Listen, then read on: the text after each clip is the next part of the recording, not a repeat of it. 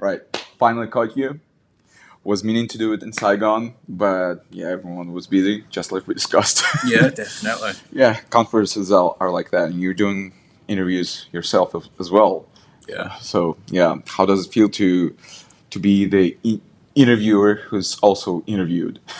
I think it's a little bit easier being interviewed personally because you just sit back. Obviously, I'm hoping you've come prepared with questions. Like right now, I'm just doing it on the fly. So I'll just grab people and I'll be like, right, you know a little bit about Yeah. links or you know a little bit of content. Tell me. So yeah, nice to be on the other side. Yeah, I get that. The only time I've been on the other side was on Annie Huang's podcast, like I think a year ago. Yeah, it's a lot easier. Just sit back, relax, and answer questions. Yeah, dude, you're known for, in particular, for site recoveries, and I guess that you're getting quite a few requests these days in the Yeah. light of the latest updates, right? Yeah, definitely. Yeah. What's the biggest? What? No, not the big. Not even the biggest. What was the most complex issue you faced so far when it came down to site recovery? So complex issue. I would probably say that a lot of people have kind of given up, and it's quite sad to see because some of their websites is like they were earning like 300-400 grand in a month, and like that's like crazy numbers if you think of it. Like some people might not even earn that in 3 years.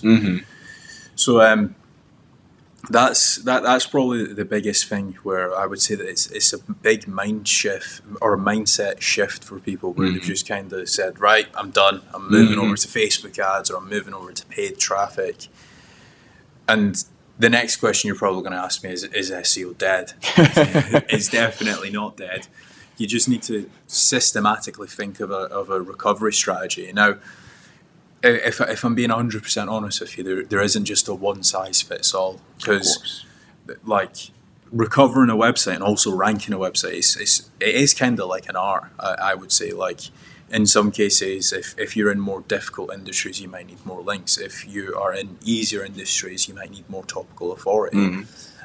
So that's probably the biggest mindset shift for myself, like trying to figure out a strategy that fits website A that also might fit website B, and it's not just a one size fits all. It's you need a bespoke plan for each and individual website, and a lot of people have given up on their websites. Yeah, well, people started giving up on websites even when ChatGPT released. ChatGPT 4, even 3.5, as far as I remember. Speaking of like having distinct plans for site A and site B, that sounds perfect in a perfect world, having a plan, right? But what do you do when things like the latest update hit, like out of nowhere? So one thing that I will say is website recovery, you need a budget. Like if you think of it, some of these websites that have been hit, they might have went from they might have spent 200-300 grand just ranking them, and recovering them isn't going to be like here's you do this and you're recovered. It's not the case. So you need to be like, a few things that I'm looking at the minute are disavows, content dilution or topical dilution, and that's basically where, for example, you might have overexpanded on the amount of topics that you can talk about. Like, for example, if you're a law firm and you do personal injury and you do divorce cases, you probably don't want an article on how much does a lawyer earn, because even though it's to do with lawyers, it's more so relevant to like a job-seeking website or a finance-related website. So a lot of people have messed up with their topical authority where they've just done topical dilution. So that's another thing where the people have messed up. Disavows. So this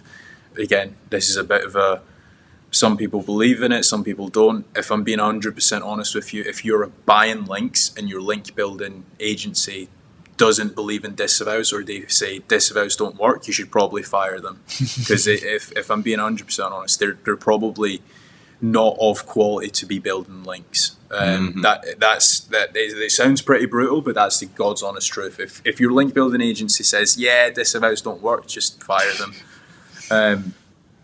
Because I've got a lot of case studies to say that it does work. Toxic links do definitely have a negative impact on your website. And if anybody wants to argue that with me, should give me their domain name and I'll gladly build 20, 30 bad links and we'll see if disavows work or not. So that's another thing.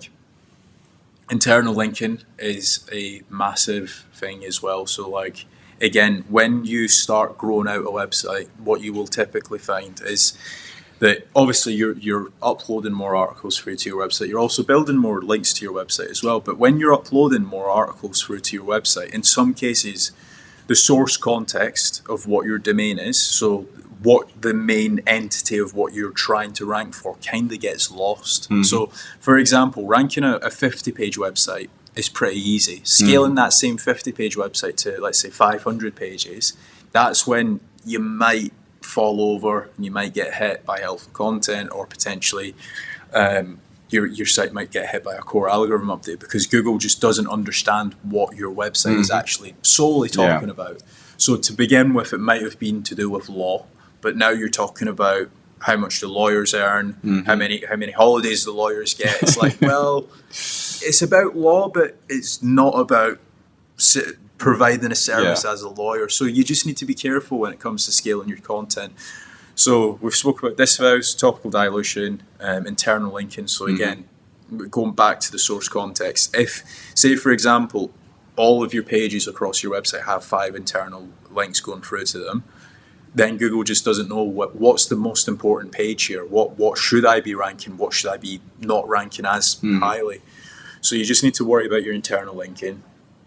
Topical authority. So again, the opposite of topical dilution. So in some cases, your website drops if it doesn't have as many articles as it should talking about a certain subject. So again, with the rise of like the helpful content update, obviously information gain is super important. So making certain that you are bringing something of value, something new to the actual SERP. If you're not doing that and you're just doing copycat SEO, you're not bringing anything new. Google's already seen the top 5 LG TVs to buy in 2024. How many times can you rewrite the same article? Do you know what I mean? So you just need to be thinking of all these different angles. Again, SEO is a very complicated algorithm, and so is website recovery. It's not, again, just me explaining this to you, you probably have a bigger picture of, right, website recovery isn't just okay, push this button and boom, we're back. Yeah, absolutely. So, yeah. Absolutely. At the end of the day, any website has to be a well-structured system, right? Yeah. It's like the legs, the arms, the head, everything has to be in place. Otherwise, it's going to be like bastard baby, I don't know, mutant. Getting back to the things, to the way things are today, and like people's mindset shift, people losing their businesses. Do you think in how many cases, like in your perspective, experience, in how many cases it's just complete obliteration of someone's business, and or just people being not dedicated enough to solving the issue, pivoting, finding solutions? Yeah, so again, I do think that there is a big shift in the SEO landscape. So, for example, I was listening to a podcast done by Think Media. I don't know if you've heard of them. They're quite big on. I think I have. So their whole stint is like they're quite big on YouTube SEO, right? So they rank very well within YouTube. And one thing that was mentioned, and I can kind of resonate with the SEO community, and they basically said that BlackRock, the big investment fund in America, they have predicted in the next 5 years that user-generated content and video content and content created by an actual person is going to double in revenue. So, for example, what I mean by that is it's very easy for Vlad to go and buy a domain and start writing articles on finance, right? And prior to the HCU, and maybe even if we were to go back, let's say 3 or 4 years, it's very easy to rank that website, right? And you don't need that much expertise. Like, you're just talking about, oh, go and get the best credit card here, or go and get the best television there. But then, if you think of it, right, would you believe that article, or would you believe a YouTube video? Let's say it's Marquise Brown and he's just went and reviewed the new MacBook Pro. What would you rather believe? Would you rather believe the article that's not got a name, or would you rather believe Marquise Brown that's got, let's say, I think he's got 6 million subscribers on YouTube? He reviews every single electronic product that comes out. You're probably going to actually trust him. Of course. So I do think that there is an SEO shift at the minute. One thing that I would recommend to people is don't just rely on Google traffic. Also try to rank Google Images. Try to rank Pinterest. Try to rank Google Videos. Try to set up a YouTube channel. Do what we're doing right now, because, again, this is building on the Odys brand. It's also helping the Casual Dash brand.